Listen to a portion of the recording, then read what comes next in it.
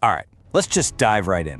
Do you ever get that feeling that the world of work, relationships, your own ambition, it just isn't playing by the rules you were taught? Well, you're not alone.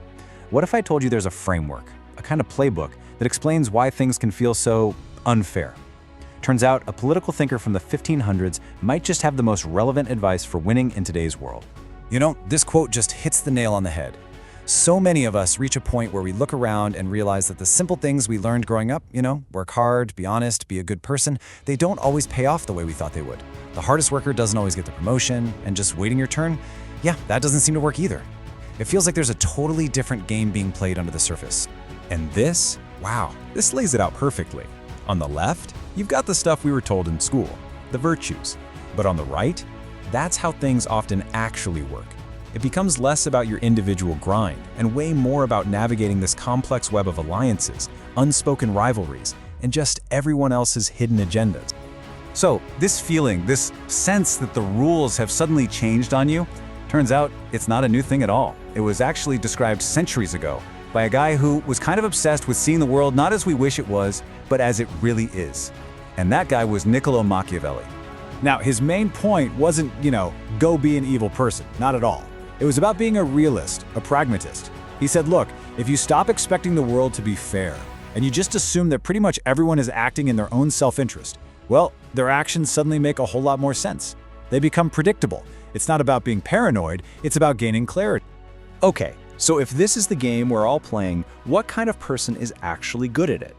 Does success tend to favor a certain personality type? Well, let's take a look at what some of the data might suggest. So there was this really fascinating study that tried to figure this out by looking at the personalities of millionaires. It gives us some interesting clues for sure, but, and this is a big but, the findings are pretty hotly debated. So the study found that high wealth was connected to these 5 traits, and it kind of makes sense, right? You need a higher tolerance for risk to make those big, bold moves. You need emotional stability so you can be feared without being cruel. Openness to new ideas and strategies. This was especially true for the self-made millionaires, which suggests there might be a specific psychological toolkit you need to build a fortune in this kind of competitive world. But here's the massive problem with this study: survivorship bias. It only looks at the winners. Think about it. For every person who took a huge risk and became a millionaire, how many other people took those exact same risks and failed miserably? We don't see them in the data, and that totally skews our perception of what actually leads to success. And here's the second big catch. The data was all self-reported. This means it might not show us who these people really are, but rather who they want to be. It's like they're describing the ideal persona of a successful founder, the character they think they should be, not necessarily their true day-to-day personality. Okay, so let's move on from personality traits. How do you actually turn this into a practical strategy?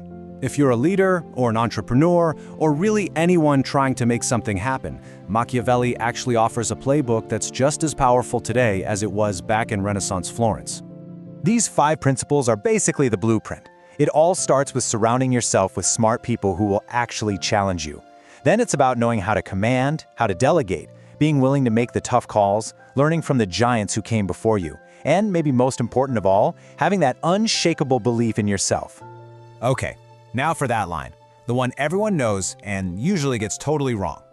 Machiavelli wasn't telling people to be cruel tyrants. He was being a pragmatist.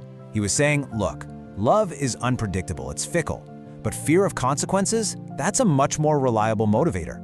A good leader finds a balance, earning respect, but also making it clear that there are consequences for stepping out of line. It keeps the whole team focused and moving in the same direction. All right, let's get a little nerdy for a second and go one level deeper. Let's look at the cold, hard logic that actually makes a system like this work. We can understand it all through a classic idea from game theory that perfectly explains the tension between what's good for you and what's good for the group. It's called the prisoner's dilemma, and it's this famous scenario that shows exactly why 2 perfectly rational people might end up betraying each other, even when it seems obvious that cooperating would be the best thing for both of them. Just look at the options here from your own point of view. Let's say your partner cooperates. Well, your best move is to defect, right? You win big. Now, what if your partner defects? Well, your best move is still to defect so you don't lose as badly. No matter what the other person does, from a purely self-interested standpoint, defecting always seems like the smartest, safest choice for you personally. And that's the whole dilemma right there. Because defecting is the rational choice for both of you. You both end up defecting, and you both get a pretty bad outcome. You both would have been so much better off if you just trusted each other and cooperated. But the cold logic of self-preservation pulls you apart.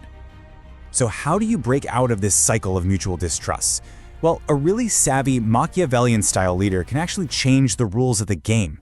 Instead of just reacting, the leader commits ahead of time to a clear set of consequences. They basically create a new system. Here's how it works. The leader makes a new offer. They say, if you betray me, I will definitely betray you right back, and we'll both lose, guaranteed. But if you cooperate with me, I will probably reward you. This completely changes the math for the follower. All of a sudden, betrayal is a guaranteed loss. Cooperation becomes the only path that even has a chance of a win.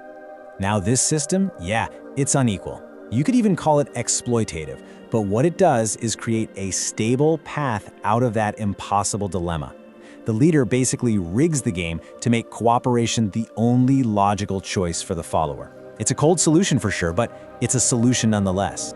So when you understand this whole framework, from that feeling of unfairness all the way down to the nitty-gritty game theory, it brings us to one final really big question about how we choose to look at the world.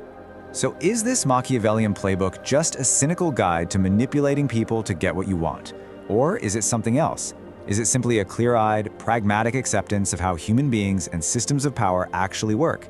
Your answer to that question will probably shape how you navigate everything: your career, your relationships, your ambitions. It's your move.